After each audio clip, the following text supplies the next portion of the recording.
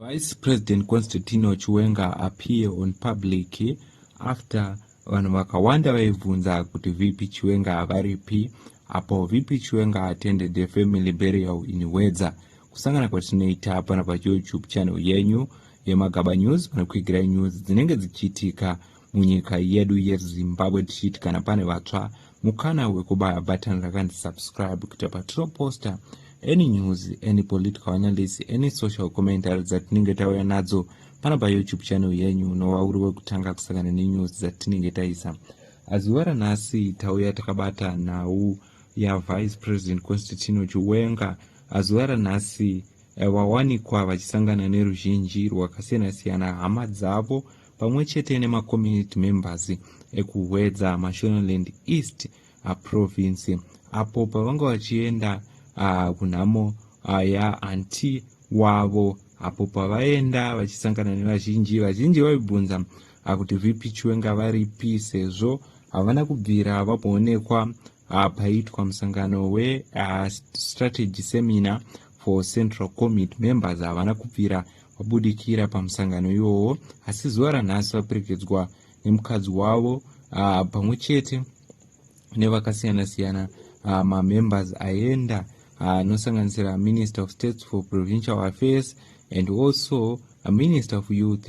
Vazhinji vanga variko vachiradzika anti vaVP Chiwenga. So zvanyorwa madzipepa nawo zvichiziviswa vichinzi Vice President Dr. Constantino Chiwenga recently attended a solemn family burial ceremony at his rural home in Wedza, Mashonaland East province, where he joined relatives and community members to bid farewell to his late auntie, Miss Esther Chiwenga. The occasion was marked by quiet reflection and respect, highlighting the deeply rooted culture, traditions that guide Zimbabweans community during times of loss. Accompanied by his wife, Miniatabo Chiwenga, the Vice President stood alongside family elders, local leaders and government officials in paying their final respect. Among the dignitaries present were Mashonaland East Minister of State for Provincial Affairs and Devolution, Itai Ndudzo, and Minister of Youth, Tino Machakaire. Their presence reflected the close relationship between public leadership and community life, particularly in rural settings.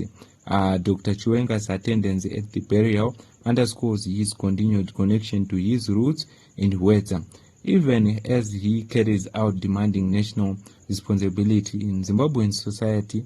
Such moments are significant as they reinforce the values of unity, respect for elders, and communal support that transcend political roles. The ceremony served as a reminder that beyond the public office, leaders remain members of families and communities who share in the universal experience of loss and mourning.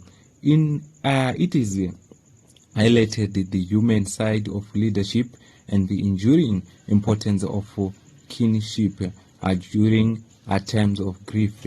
May the soul of Esther Chiwenga rest in peace.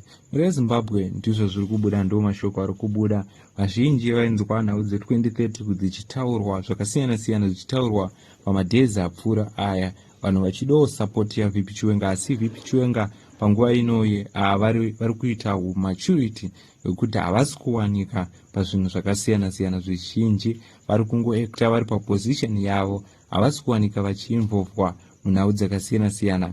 VP Chiwenga vabudo zuva ranhasi vachiwanikwa vari kumafamily function avo apo pavanga vachiradzika anti wavo. Ndidzo news dzataya tikabata pana pachannel yenyu yeMagaba News. I thank you for keep on supporting our YouTube channel Magaba News.